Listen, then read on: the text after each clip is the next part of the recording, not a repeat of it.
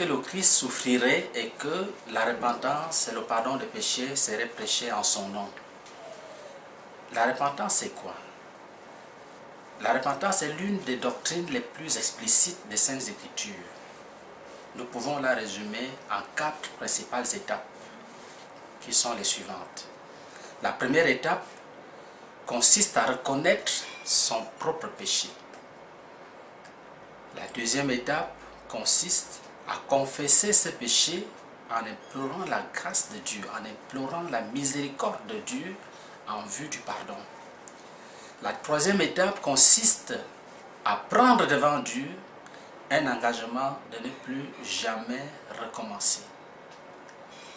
La quatrième étape consiste à faire des restitutions. Les restitutions sont des réparations morales, matérielles que le repenti fait à l'égard de ceux qu'il a frustrés quand il était dans la rébellion, quand il était dans le monde, quand il était encore attaché à sa propre méchanceté. Alors, d'une manière assez explicative, je dirais ceci. Un homme qui reconnaît son péché, c'est quelqu'un qui arrête de dire que tout le monde fait ça.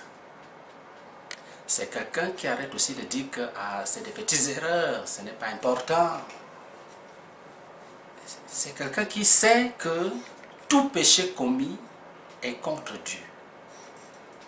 Quand vous allez étudier la Bible, vous allez constater qu'il est écrit « Israël fit ce qui déplaît à l'Éternel ».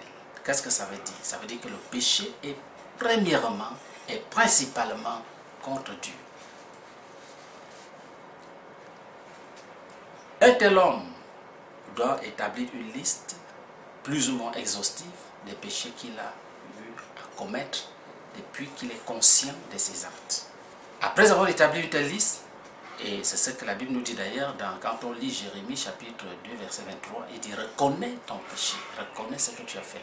C'est même la première étape de la justice, de la pratique de la justice. Un homme qui reconnaît ce qu'il a commis, ce qu'il a fait en parole, ce qu'il a dit, ce qu'il a pensé, ce qu'il a posé comme acte, cet homme-là est déjà sur le chemin de la justice. Et il peut déjà s'attirer la faveur et la compassion de Dieu. La deuxième chose, quelqu'un qui confesse son péché, c'est quelqu'un qui dit à Dieu, je reconnais que je l'ai fait, je reconnais que j'étais offensé, pardonne-moi, je ne veux plus recommencer. Et la repentance n'est possible que quand elle est suivie, quand la confession est suivie de la promesse d'arrêter de pécher. S'il n'y a pas la promesse à Dieu ou l'engagement ferme de ne plus recommencer, on ne peut pas appeler cela la repentance. Parce que d'une manière définitionnelle, quand on feuillette les Bibles, les encyclopédies, on dit la repentance, c'est le changement d'intention. C'est l'arrêt, c'est quand tu arrêtes de projeter, de planifier que tu vas faire le mal. Donc la repentance est une chose intellectuelle et spirituelle. C'est-à-dire que là où il y a la conception morale, c'est à partir de l'intérieur de nous-mêmes que la repentance se produit. C'est-à-dire dans le cœur de l'homme. Les actes sont la manifestation d'un cœur déjà déréglé. Donc, quand quelqu'un est illuminé, quand la parole de Dieu touche l'esprit de quelqu'un, et que la révélation de la gloire de Dieu, de la justice de Dieu lui est donnée, cette personne prend une décision intérieure, intelligente, planifiée, réfléchie, voulue, de ne plus recommencer. Et c'est pour cette raison que les repentances conduisent toujours à la délivrance authentique du péché. Parce qu'il y a une régénération de l'intelligence humaine qui se produit en même temps. Alors, l'engagement que l'on prend de ne plus recommencer, c'est la première étape de la marche par la foi. Parce que quand un homme qui était enchaîné par l'alcool, par la prostitution, par l'orgueil, le mensonge, se repent, c'est-à-dire confesse et abandonne, et qu'il prend l'engagement qu'il ne va plus recommencer, on sent déjà se manifester la foi en l'œuvre de Jésus-Christ dans sa vie et à travers sa vie. La crainte, le refus de prendre cet engagement, la crainte de s'engager dans la voie de la sanctification n'est qu'une preuve que la personne ne croit pas que Jésus peut délivrer. Or, il est écrit, si le Fils vous affranchit, vous serez réellement libre. Et Jésus dit, sans moi, vous ne pouvez rien faire. Croyez en Dieu et croyez en moi. Donc, le salut, la marche chrétienne est fondée sur la foi en Jésus-Christ. Donc, quand cet engagement est pris, Dieu le bénit. Dieu bénit un tel homme. La restitution, c'est la manifestation de la justice intérieure qui nous habite. Quelqu'un qui part remettre un objet volé, qui part restituer de l'argent détourné, volé ou emprunté, cet homme est déjà en train de pratiquer la justice.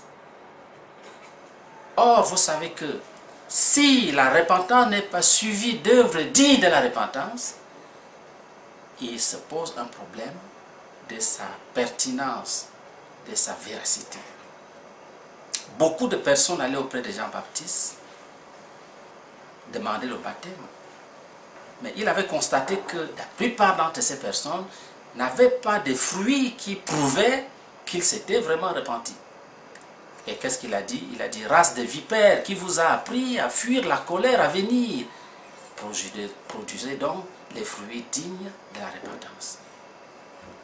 Et quand il n'y a pas de fruits, la repentance ne peut pas être manifeste. Et il y a un doute qui est créé quand on voit des hommes qui estiment ou qui prétendent qu'ils se sont repentis et qui continuent dans les mêmes péchés, dans l'alcool, dans l'adultère, la fornication, etc. Quand un homme se repent, il arrête de pécher. Jésus disait, repentez-vous et croyez à la bonne nouvelle. Se repentir, c'est arrêter de pécher ou changer d'intention. Ça ne suffit pas. Il faut maintenant s'engager dans la pratique d'œuvres dignes de la repentance. C'est ça qu'on appelle la conversion. Et la Bible dit, repentez-vous et convertissez-vous, afin que les temps de rafraîchissement viennent sur vous de la part du Seigneur, dont la vraie repentance est suivie d'une vraie conversion. Et qui n'est possible que quand on croit véritablement au Seigneur Jésus-Christ. Et c'est pour cette raison que Paul dit qu'il prêchait la repentance envers Dieu et la foi authentique en Jésus-Christ. Voilà ce que nous pouvons vous dire d'une manière succincte sur la repentance, afin que si vraiment tu sens le Saint-Esprit t'appeler, que tu puisses lui obéir, que tu puisses t'humilier devant Dieu. Tu peux le faire dans le jeûne, tout dépend de toi. Chacun peut choisir avec quel matériau bâtir sa maison. Pourvu seulement qu'il y ait reconnaissance du péché, confession, abandon et qu'il y ait restitution. Et les temps de rafraîchissement viendront sur ta personne. Si tu es seul, les temps de rafraîchissement viendront sur toi. Si vous êtes un groupe, les temps de rafraîchissement viendront sur vous. Parce qu'il y a des repentances individuelles et il y a des repentances collectives. Tout cela vient de l'Esprit de Dieu. Alors, chers amis, que le Seigneur te bénisse.